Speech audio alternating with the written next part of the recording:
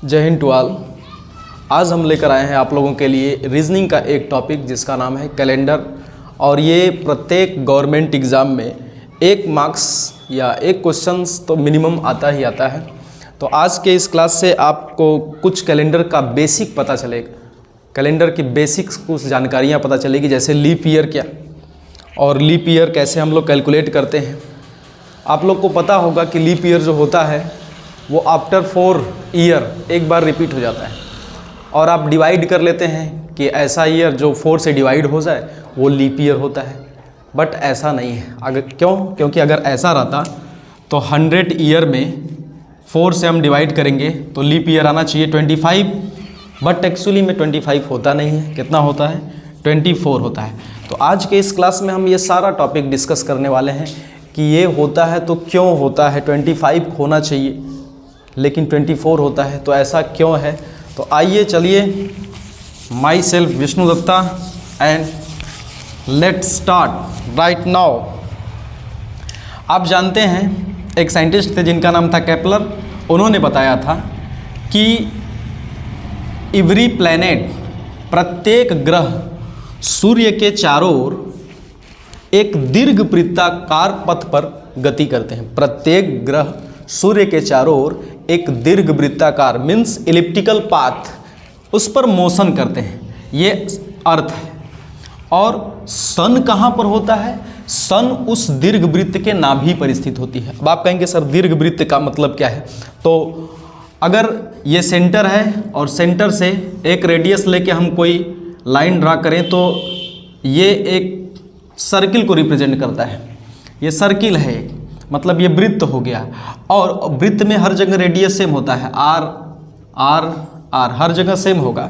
लेकिन अगर 2 सेंटर लेके अगर हम कर्व ड्रा करें तो इस टाइप का कुछ अंडाकार कर्व प्राप्त होता है। इसको हम लोग बोलते हैं दीर्घवृत्त। दीर्घवृत्त में एक तरह से सोचिए जैसे इसमें एक ही रेडियस है, हर जगह सेम है, लेकिन इसमें 2 होते हैं। ये हो गया, इसको जो बड़ी वाली एक्सिस होती है उसको लार्ज एक्सिस बोलते हैं, दीर्घ अक्ष बोलते हैं। और जो छोटी वाली होती है उसको हम लोग सेमी एक्सिस बोलते हैं, मीन्स लघु अक्ष बोलते हैं। ये ए होता है और ये बी होता है। और इस तरह से इसका एरिया अगर आप निकालेंगे तो इसका एरिया हो जाता है पाई ए बी। आपको ए और बी पता रहेगा, पाई से मल्टीप्लाई कर दीजिए, एरिया निकल जाएगा। इसका एरिया अगर निकालना होता है तो वो हो जाता है पाई आर स्क्वायर।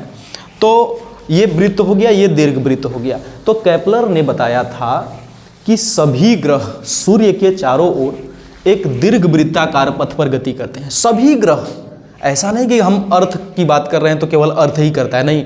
सभी ग्रह सूर्य के चारों ओर एक दीर्घवृत्ताकार पथ पर गति करते हैं। और सूर्य जो सन जो होता है उस दीर्घवृत्त के फोकस मीन्स नाभि पर स्थित होता है। 2 नाभि है तो यहाँ पर हम एक नाभि, ये सन हो गया, ये हो गया सन, ये सन हो गया, ये अर्थ हो गया, ये रोटेट करता। अब अर्थ के बारे में थोड़ा सा नॉलेज आप जानते हैं अर्थ के बारे में, लेकिन थोड़ा सा मैं बता देता हूं कि अर्थ जो होता है ये 2 टाइप का मोशन करता है, एक रिवोल्यूशनिंग और एक रोटेटरी मोशन। एक करता है परिभ्रमण गति, दूसरा करता है घूर्णन गति। घूर्णन गति अपने अक्ष के अबाउट करता है, मतलब एक्सिस के अबाउट करता है, रोटेशनल मोशन। एक्सिस के अबाउट मोशन करने से मतलब जो घूर्णन गति करता है उससे दिन और रात होता है, मतलब दिन और रात, डे और नाइट चेंज होता है। ये हो गया आपका घूर्णन गति, घूर्णन गति। और आप देखे होंगे कि अर्थ ऐसा तो है नहीं कि 2 मोशन करता है तो एक ही जगह कर, ये अपने एक्सिस पे भी घूमेगा और इस तरह से भी घूमता है। तो 2 टाइप का मोशन हो गया। दीर्घवृत्ताकार पथ पर भी घूम रहा है तो 2 टाइप का मोशन हो गया। और इस टाइप के मोशन को हम लोग बोलते हैं रिवोल्यूशनिंग या रिवोल्यूशन या परिभ्रमण। परिभ्रमण, परि मीन्स चारों ओर, भ्रमण मीन्स यात्रा करना। तो चारों ओर की यात्रा ये कर रहा है तो परिभ्रमण गति, रिवॉल्विंग मोशन, परिभ्रमण गति। इस गति करने से, घूर्णन गति करने से क्या होता है? 2 चीज़ें होती हैं, एक दिन होता है और एक रात होता है। दिन और रात अगर आपसे पूछे कि अर्थ दिन और रात किस मोशन के अकॉर्डिंग होता है तो रोटेशनल मोशन, घूर्णन गति के कारण। और आप देखे होंगे, फील ही किए हैं, ऋतु परिवर्तन भी होता है। कभी सर्दी आ जाती है तो कभी बरसात आ जाता है तो कभी गर्मी आ जाती है। तो ऋतु परिवर्तन जो होता है वो पृथ्वी का अपना पोजीशन जो चेंज करता है ना इस इलिप्टिकल पाथ पर, उसके कारण होता है, मीन्स परिभ्रमण गति के कारण। इस गति के कारण क्या होता है, ऋतु परिवर्तन, वेदर चेंज होता है, ऋतु परिवर्तन। परिभ्रमण गति से क्या होता है, ऋतु परिवर्तन मीन्स वेदर चेंज, और घूर्णन गति से क्या होता है, डे और नाइट चेंज होता है। और आप ये भी आपको याद होगा कि जो पृथ्वी है वो पश्चिम से पूर्व की तरफ गति करती है, अपने अक्ष पर पश्चिम से पूर्व की तरफ गति करती है। इसीलिए हमको जो सूर्य है वो पूर्व से पश्चिम की ओर, आप देखते होंगे कि सूर्य पूर्व से उगा और राइज हुआ और लास्ट में वेस्ट में, ईस्ट से राइज हुआ और वेस्ट में सेट हो गया।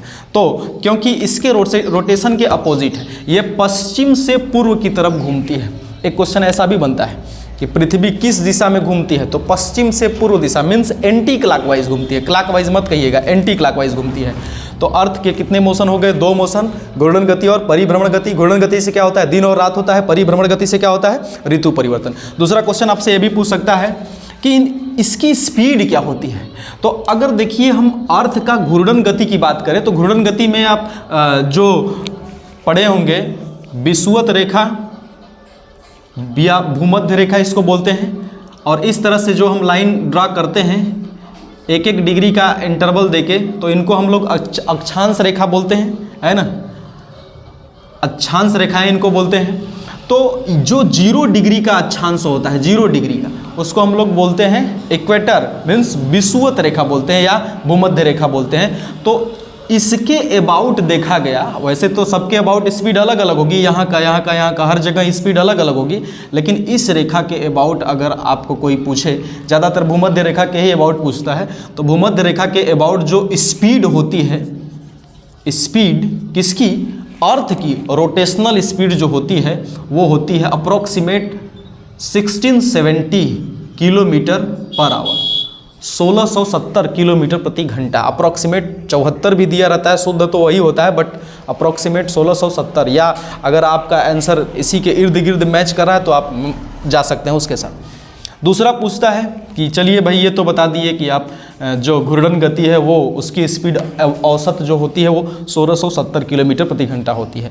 तो क्या आप ये भी बता सकते हैं कि जो घूर्णन गति, ये जो रिवॉल्विंग मोशन कर रही है, परिभ्रमण गति कर रही है अर्थ, इसका स्पीड क्या होता है? तो आपको मैं बता दूं, इसका स्पीड बताएंगे तो आप हैरान रह जाएंगे, बहुत ज़्यादा स्पीड है इसका। जो रिवॉल्विंग मोशन है ना, तो इसका स्पीड जो होता है वो अप्रॉक्सीमेट 30 किलोमीटर प्रति सेकेंड। सोचिए 1 सेकेंड में कितना तेजी से जा रहा है, 1 सेकेंड में 30 किलोमीटर, 30 किलोमीटर की डिस्टेंस ट्रेवल कर लिया, 1 सेकेंड में 30 किलोमीटर। ये स्पीड होती है, कौन सी स्पीड? रिवॉल्विंग स्पीड होती है। पृथ्वी की परिभ्रमण गति 30 किलोमीटर प्रति सेकेंड और पृथ्वी की घूर्णन गति वो भी भूमध्य रेखा का 1670 किलोमीटर प्रति घंटा।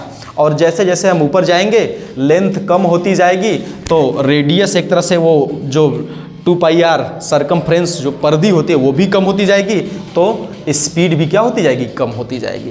तो विषुवत रेखा पर स्पीड सबसे ज़्यादा 1670 अप्रॉक्सीमेट मान सकते हैं। तो ये हो गया अर्थ और सन के बारे में कुछ जानकारी।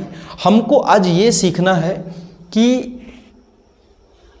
लीप वर्ष जो होता है वो 100 ईयर में 24 क्यों होता है। तो आइए उसको एकदम डीप से समझाते हैं आपको। मैं आपको रीजनिंग नहीं सिखा रहा हूँ फिलहाल में, मैं आपको कॉन्सेप्ट देना चाहता हूँ। ट्रिक तो आप कर लेंगे, ट्रिक से क्वेश्चन भी बना लेंगे, बट वो कॉन्सेप्ट कहीं ना कहीं छूटा हुआ है। हम लोग क्वेश्चन सॉल्व कर लेते हैं, उसकी बात अलग है, बट कॉन्सेप्ट क्या है उसके पीछे का, आइए मैं इसको आपको दिखा रहा हूँ। ये मान लिया जाता है, ये आप जानते हैं, फर्स्ट पॉइंट के अकॉर्डिंग अगर मैं चलूँ तो आप जानते हैं एक साधारण वर्ष जो होता है, कुछ लोग ऐसे बता देंगे कि 4 ईयर में क्यों आता है, हर साल 6-6 घंटे बढ़ता जाता है, और 6-6 घंटे बढ़ने के कारण 4 साल बाद 6 चौके 24, 24 आवर बढ़ गया तो 1 दिन एक्स्ट्रा हो जाता है, इसीलिए हम लोग। तो अगर 6-6 घंटे बढ़ते हैं तो 100 में 25 होना चाहिए ना सर, 24 कैसे होता है? तो माजरा कुछ और है, देखिए क्लियर हो जाएगा। देखिए एक साधारण वर्ष जो होता है, सिंपल ईयर, एक साधारण वर्ष जो होता है एग्जैक्टली अगर बात करें तो वो होता है 365.2424 दिन, इतने दिन का होता है। सर 0.2424 डेज क्या? तो जो आपने बोला था ना 6 और बढ़ता जाता है 6 घंटे, उसी को मैं अप्रोक्सीमेट दिन में 6 घंटे नहीं, उससे कुछ कम ही होता है, तो उसको जब आप दिन में कन्वर्ट करेंगे तो 0.242424 दिन आएगा। ये कॉन्सेप्ट है। तो इसमें से हमने 365 डेज को तो चुरा लिया, हमने बोल दिया कि ये 1 साल है, ये 1 साल है, 1 ईयर है या 1 वर्ष है। सपोज दैट इसको हमने चुरा लिया कि इसको हम लोग 1 वर्ष बोलेंगे। अब हम इसको बोलेंगे तब तो हम इसको छोड़ दिए ना, कैलेंडर हमारा यहाँ पे स्लो हो गया ना, हम तो इसको छोड़ दिए, 0.242424 छोड़ दिए। तो अब 1 वर्ष में जो शेष बचा है, शेष भाग, देखिएगा मैं कॉन्सेप्ट आपको दे रहा हूँ। वैसे तो मैं क्वेश्चन तो करा दूंगा आपको बहुत इजीली तरीके से। क्वेश्चन आप जानते होंगे ये कैसे निकाला जाता है, ऑड डेज निकाल के फिर डिवाइड 7 से करना होता है, फिर क्वेश्चन करना बहुत है, कॉन्सेप्ट लेना है इंपॉर्टेंट। आप ढूंढते रह जाइएगा, यूट्यूब पर मिल जाएगा वीडियो, तो आप बताइएगा। जो 1 वर्ष में जो शेष भाग जो बचा हुआ है, शेष भाग, वो कितना भाग बचा है? 0.242424 इतने दिन का ये पार्ट बचा है। ये हमारा स्लो हो गया, यहाँ पर हम स्लो हो चुके हैं क्योंकि हमने 365 लिया है, यहाँ पर 365 लिया है और इसको छोड़ दिया है। हमारा कैलेंडर यहाँ पे क्या हो गया? थोड़ा सा स्लो हो गया है। अब अगर मैं दोनों तरफ 4 से मल्टीप्लाई कर दूँ, इधर भी मल्टीप्लाई कर दूँ 4 से, इस साइड भी मल्टीप्लाई कर दूँ 4 से, अगर मैं 4 से मल्टीप्लाई कर दूँ तो देखिए ये क्या हो जाएगा? ये हो जाएगा 4 ईयर, 4 वर्ष, इधर हो गया 4 वर्ष। तो 4 वर्ष में क्या माजरा हुआ? 4 वर्ष में कितने डे हुए आप यहाँ से कैलकुलेट करिए, इतना डे है, डेज। अब इसको मल्टीप्लाई करेंगे तो आपका ये आएगा 0.96, यस 0.96969696 ऐसे ही आएगा, इतना दिन आएगा। 4 ईयर में 0.969696 डे इंक्रीज हो गया। अब हम बोले कि भाई 0.96 को क्या हम एक दिन मान सकते हैं? तो 0.9 है अकॉर्डिंग टू अप्रॉक्सीमेशन बोलता है मैथमेटिक्स के अकॉर्डिंग कि 0.96 को आप 1 डेज मान सकते हैं। तो ठीक है, हम मान लेते हैं। तो हमने क्या किया, इसको 0.969696 को, इसको हमने एक दिन एज्यूम कर लिया, 1 डे हमने इसको एज्यूम कर लिया। क्या ये है 1 डे?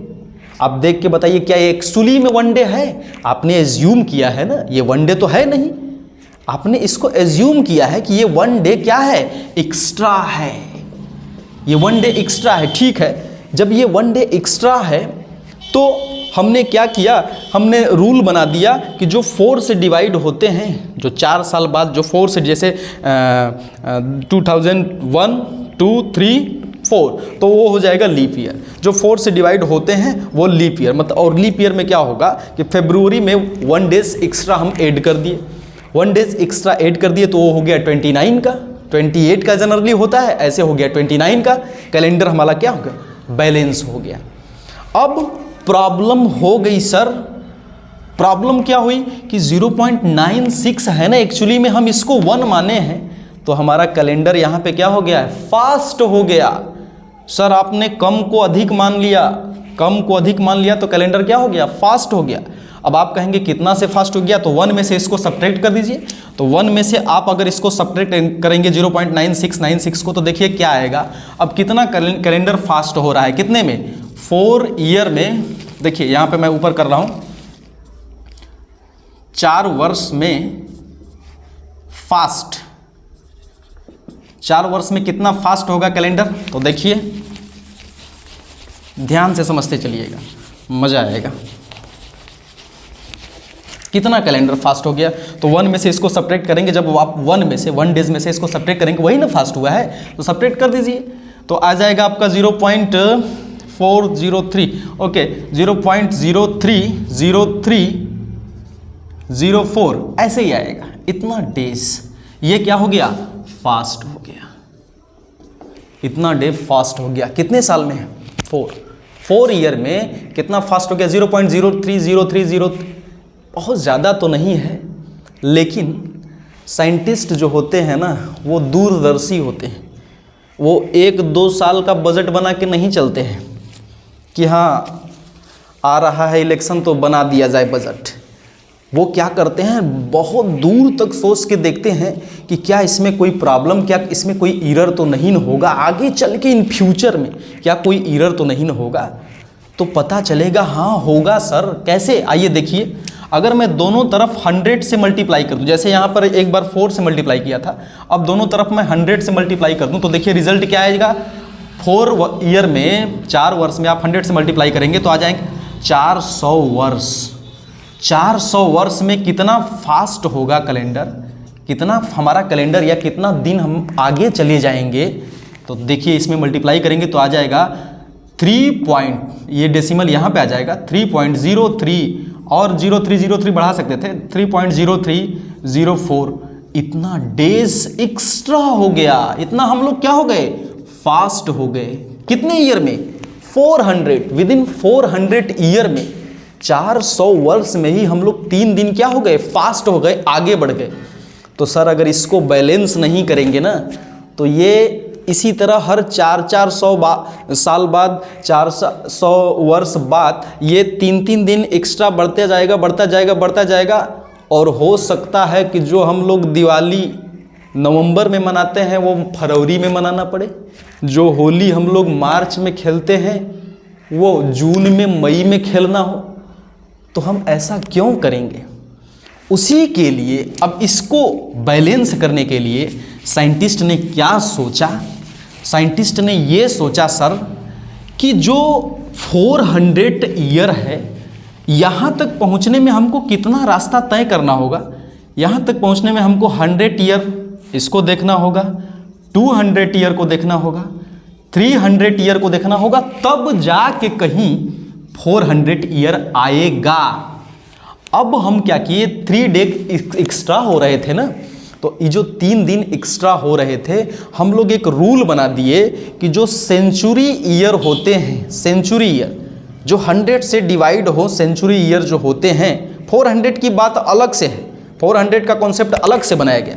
तो बोल दिया गया कि 100 वाले, 200 वाले, 300 वाले इसको हम लोग लीप ईयर में काउंट नहीं करेंगे। हमने ये रूल बना दिया कि 100, 200, 300 इसको हम लोग लीप ईयर में काउंट नहीं करेंगे। तो जो यहाँ पे देखिए, यहाँ पे जो 3 डेज एक्स्ट्रा बच रहा था, हम जो काउंट कर रहे थे, क्योंकि हमने यहाँ पर लीप ईयर को काउंट किया था उसमें, अब जो उसके अकॉर्डिंग काउंट करने के बाद 3 डेज एक्स्ट्रा आया, कितने साल बाद, 400 साल बाद। तो 3 दिन को बैलेंस करने के लिए इसका एक लीप ईयर इसका कट गया, एक लीप ईयर इसका कट गया और एक लीप ईयर का डे इसका कट गया। मतलब ये 3 दिन जो एक्स्ट्रा आ रहे थे, 100 साल, 200 साल और 300 साल का जो 3 दिन था, उसमें हम लोग इसको कट कर दिए। हम कह दिए कि जो 100वां साल होगा वो लीप वर्ष नहीं होगा, जो 200वां साल होगा वो भी लीप वर्ष नहीं होगा, जो 300वां साल होगा वो भी लीप वर्ष नहीं होगा। इसके कारण 3 दिन जो एक्स्ट्रा आ रहे थे 400 साल बाद वो बैलेंस हो गया। अब सर 3 दिन जब बैलेंस हो गया तो हमने रूल बना दिया, अभी इसमें तो कोई एरर नहीं है, तो हमने रूल बना दिया कि जो ईयर 400 से डिवाइड होते हैं उनको हम लीप वर्ष कहेंगे, वो लीप ईयर के अकॉर्डिंग आएंगे। जैसे 800 साल, 1200 साल, 1600, ये सब लीप ईयर होंगे, ये भी लीप ईयर होगा। जो 400 से डिवाइड होंगे वो लीप ईयर में काउंट किए जाएंगे, लेकिन जो 100, 200, 300 ऐसे होंगे या जो 400 से डिवाइड नहीं होंगे वो लीप ईयर में काउंट नहीं किए जाएंगे, बल्कि इनका लीप ईयर का जो 1 डे एक्स्ट्रा था उसको भी क्या कर दिया जाएगा, कैंसिल कर दिया जाएगा सर, रद्द कर दिया जाएगा। इसीलिए आप लोग जो 100 से 4 डिवाइड करते हैं तो आपका आ जाता है 25, लेकिन सर लोग बताते हैं कि 25 नहीं होता है, 24 डेज होता है लीप वर्ष। वो इसलिए होता है क्योंकि 100 वाला जो लीप वर्ष है उसको हम लोग कैलकुलेट नहीं करते हैं, और वो कॉन्सेप्ट मैंने आपको दे दिया क्यों नहीं करते हैं, जो 3 दिन एक्स्ट्रा आ रहा था। अब देखिए हमने 400 साल तो सोच लिया, अब यहाँ पर फिर हमने थोड़ा सा ये जो पॉइंट है इसको हमने छोड़ दिया। अब यहाँ पर फिर से थोड़ा सा पॉइंट जो रिमेन जो बचा है, अब वो भी देखिए इफेक्ट डालेगा इन फ्यूचर। कहाँ पे डालेगा? देखिए, तो अगर ये हमको ईरर कितना देखने को मिला, ईरर हमको देखने को मिलेगा 400 वर्ष बाद कितने का ईरर देखने को मिलेगा? 0.0304 इतने डे का ईरर मिलेगा। तो अगर आप फिर इसमें 100 से मल्टीप्लाई कर रहे हैं दोनों तरफ, तो ये हो जाएगा 40,000 वर्ष। 40,000 वर्ष के बाद आपका फिर से 0.3 में 100 से मल्टीप्लाई करेंगे, ये हो जाएगा 3.04 इतना डेज, मतलब 3 दिन। 40,000 वर्ष बाद 3 दिन एक्स्ट्रा बचेगा।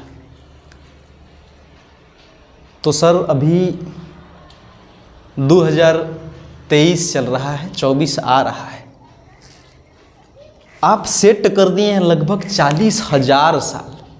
ये बहुत बड़ी चीज़ हो गई, साइंटिस्ट हमने बना दिया, ये बहुत बड़ी चीज़ हो गई। और भी मैंने कुछ थोड़ा मोड़ा कहीं ना कहीं ईरर किया था, तो हो सकता है कि और कम आए तो ये टाइमिंग बढ़ जाए, बट ईरर कहीं नहीं है, अप्रॉक्सीमेट जो बता रहा हूँ एकदम सही है। तो 40,000 साल बाद जब 3 दिन बढ़ेगा, तो जब बढ़ेगा तब न बढ़ेगा, तब तक तो लाइफ आप मस्ती में जी लेंगे ना। आपने सेट कर दिया, बहुत है, सेट कर दिया 40,000, समझ रहे हैं, बहुत ज़्यादा होता है। आप जी रहे हैं अभी 2000 कितना, अब सोचिए अभी 38,000 बचा है, बहुत पैसा है, कोई टेंशन नहीं, समझ रहे हैं ना। तो याद रखिए, इस तरह से जो कॉन्सेप्ट था मैंने आपको बता दिया फुल टू प्रूफ के साथ। आज का हमारा टॉपिक ये कंप्लीट हो गया कि लीप वर्ष जो होता है वो 100 साल में 24 ही क्यों होता है। तो इस तरह से आप लीप उसको आप निकाल सकते हैं। कितने होते हैं? 24 होते हैं, 25 आप मत कहिएगा। अब देखिए, कैलेंडर में आपको मैं 2 वीडियो डालूंगा, उसी में आपका सारा हो जाएगा। ये हो गया लीप वर्ष। अब इसके बाद अगर आप पेपर में बैठने जाएंगे, तो पेपर में आपको मिलता है कि इस दिन इस डेट को कौन सा दिन था, इस टाइप के 2-3 टाइप के क्वेश्चंस बनते हैं। आइए, उसके लिए एक कॉन्सेप्ट होता है कि ऑड डे निकालते हैं। ऑड डे विषम दिन निकालते हैं। तो विषम दिन में क्या करना होता है, रूल क्या बोलता है? रूल बोलता है आपका जो भी डेट हो उसमें आप 7 से डिवाइड करते हैं, डिवाइड बाई 7 से डिवाइड करते हैं। तो 7 से मतलब 7 से भाग देने पर शेष क्या बचना चाहिए? हो सकता है 0 बचे, 1 बचे, 2, इसी तरह से बचेगा। 7 तो नहीं बचेगा, 6 तक जाएंगे, 4, 5, 6, 0, 1, 2, 3, 4, 5, 6 ये बच सकता है। अगर 0 आ गया तो समझ जाइएगा वो संडे होगा, 0 आ गया तो संडे होगा, रविवार, 1 आ गया तो मंडे, 2 आ गया तो ट्यूसडे, 3 आ गया तो वेडनेसडे, 4 आ गया तो थर्सडे, 5 आ गया तो फ्राइडे और 6 आ गया तो सैटरडे। रविवार, सोमवार, मंगलवार, बुधवार, गुरुवार, बृहस्पतिवार और शनिवार। इस तरह से ये शेष आने पर शेष बचेगा ही बचेगा। सर 7 से अगर किसी भी नंबर में आप डिवाइड करेंगे 7 से ना, तो इसी के बीच रिमाइंडर बचेगा। 7 तो आएगा ही नहीं, 0 आ जाएगा ना, कट जाएगा तब तो। और 7 से अधिक धन्य है वो जो लाए, है ना। तो आइए आपको मैं दिखा रहा हूँ। अगर कोई आपसे पूछ दे कि जनवरी में कितने ऑड डेज होते हैं, तो जनवरी में 31 डेज होते हैं। तो 31 का आपको डिवाइड करना है किससे? 7 से। बहुत जल्दी से आप कर लेंगे। 7 4 जा 28, कितना बचा? 3 ऑड डेज। हमेशा 7 से कम जो आंसर आएगा वही रहेगा। 3 ऑड डेज हो गया। सर इसी तरह सभी मंथ का निकालेंगे? बिल्कुल निकालेंगे सर, इस तरह से सभी मंथ का निकालेंगे ना, आपकी स्पीड बढ़ जाएगी। इसी तरह से अब जैसे कोई पूछ दिया कि फरवरी में, तो फरवरी अगर लीप ईयर का है तो 1 रिमाइंडर बचेगा, और अगर लीप ईयर का नहीं है, सिंपल ईयर है, तो 28 का होता है। 28 का होता है तो 7 4 जा 28, वो तो कट ही जाएगा। जब कट जाएगा तो कोई रिमाइंडर बचेगा, मतलब 0 ऑड डेज है कि नहीं। तो इस तरह से अगर मैं पूछूं कि 100 ईयर में कितने ऑड डेज होंगे, 100 ईयर 100 साल में, तो आप इसका डिवाइड करिए। लेकिन याद रखिए अब आपको ये भी चेक करना होगा कि 100 ईयर में कितने लीप ईयर होते हैं, कितने क्या होते हैं। आइए चलिए 7 से चेक कर लेते हैं। पहले 7 से डिवाइड करिए। 7 से डिवाइड करेंगे कितना होगा बताइए। 1 7 हो गया, कितना बचा 3 और ये हो गया 0। रॉन्ग आएगा देखिएगा, 7 4 जा 28। अब यहाँ पर 2, यहीं पे हो जाता है मिस्टेक। सबसे बड़ी मिस्टेक यहीं पे हो जाती है। अगर आप इस तरह से करते हैं तो आप लिख देंगे कि 100 ईयर में 2 बचा, तो 2 हो गया क्या ऑड डेज। लेकिन ऐसा नहीं है।